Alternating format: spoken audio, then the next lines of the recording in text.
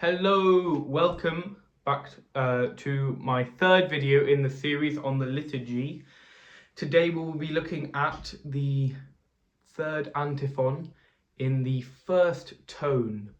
As previously explained, the third antiphon changes weekly as it changes by the tone. There are only 8 variations of it, and I will be making one video on each. So today I'm going to be using the digital chant stand app on my iPad here for the translation and to read the music. However, I will also be putting a copy of the text on the thumbnail of the video so that you can just screenshot that for yourselves when you use the words to learn it for yourself. I will sing it and talk about it a bit, but I recommend that you pause it after I've sung it and try and learn it bit by bit. I will sing it in sections, explaining throughout, So let's get into it. So basically, the third antiphon, there are 2 verses. It comes after a short litany and then a prayer and then a short litany, forgive me.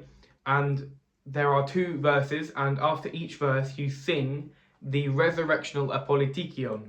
This is a poem, basically, specific that you only sing on Sunday, and it's specific to the tone. So each tone has its own poem, and it's sung to a certain melody. As previously mentioned, there are different tones, and tone 1 is the first tone of the resurrection, and it begins on Easter, and then during the cycle repeats. So tone 1 to 8, and then 1 to 8, it repeats throughout the year. And only on feast days does it change. Tone 1 is sung from the second note in the scale, and it is a major scale, so it's elated and happy is the major scale, and it has a few chromatic notes, but not many, and it's pretty simple to learn, really. What I would recommend is finding something you know in tone 1 and applying it. So everybody knows, let's say, the Easter canon, and so the Easter canon is the day of resurrection, which we sing on Easter. This is in tone 1, and in my video on the ESON, I mentioned how the ESON is very important by learning the basics of each tone, and everyone should be able to hold the ESON for the Paschal Stichera, the resurrectional canon. And it's the same here in this resurrectional apolitikion in tone 1. It's the same ESON as the canon and anything else in tone 1 to this specific melody. I'm going to sing the first small section of it and talk about it a bit, because basically when you sing, it's all to do with using the music to bring out the meaning of the words, and therefore there's a lot of word painting used.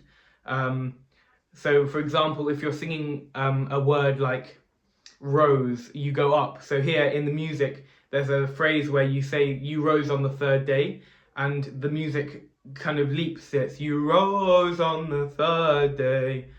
And so you hear like the jump, so it brings out the meaning of the words. So I'm going to sing the first section. So it starts on the 2nd note, so you go, and you do the avtomela onones. I'm about to release a video on them, so that will be explained in another time. But basically, in short, every tone has a little, it's called an avtomela, or an intonation you can use to get your head into the tone, and also it's a bit of an ornament you can do at the start of something long. The simple one for tone 1 is onones, and then you carry on, so that gives you the ESON of no, and you sing I'm going to sing the first section. When the stone had been sealed by the Jews, and while soldiers were guarding your most pure body, you rose, O Saviour, on the 3rd day, granting life unto the world. So you see there, obviously the melody rises when you sing rose. And yeah, basically that's the same as the Paschal canon. It's the same tune, and it carries on. Therefore the heavenly powers cried out to you, O giver of life. Glory to your resurrection, O Christ. Glory to your kingdom. Glory to your dispensation, only lover of mankind. And of course, if that's the last time you sing it, because we sing it twice, when you sing it the last time, you make the end longer.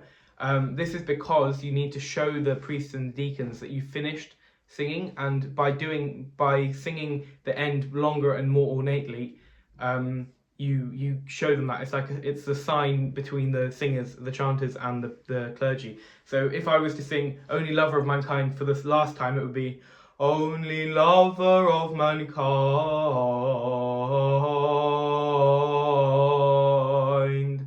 And basically, you can do that in any tone, and it's pretty much just going a note above, a note below, and then back to the same note. Alright, so I'm gonna sing it again in total. I'm gonna sing it with the verse as well. I'll sing the first verse and then the Politikion. This is the day which the Lord has made. Let us greatly rejoice and be glad therein. When the stone had been sealed by the Jews, and while soldiers were guarding your most pure body, you rose on the third day, O Saviour, granting life unto the world. Therefore the heavenly powers cried out to you, O giver of life. Glory to your resurrection, O Christ. Glory to your kingdom. Glory to your dispensation, only lover of mankind. And then you'd carry on. I must stress that there are different translations of this. So the one I'm singing might not be the one I'm able to put on the thumbnail, and I'll put it in the description underneath the video. But it doesn't matter because it's a tune. So na na na na na na na na na na. And those of you from my parish who have actually asked me to make these videos, you all know how to do the Ison, but when you sing these longer things, you need to make sure, even if there's no one holding the Ison, that you actually get back to the same note. That's the most important thing. So that's why the Ison's important, because it gives the chanters a grounding point, so they know when to come back. But it also gives the people holding the Ison, it teaches them how to keep the tonal center of the music throughout the piece, even though there's other things going on. So even though you're singing, you might be singing chromatically or something, you still need to be able to find that bass note. That's why the intonations at the start, the na na, are very important, because they show you that bass. So yeah, that's about it for the first antiphon in tone 1. Well, no, the third antiphon in tone 1, the first of the videos on the antiphons. But yeah, I hope that was helpful. Please go back and replay it, and I'll put the words in the description. You can just write them on a sheet of paper and learn them. I will also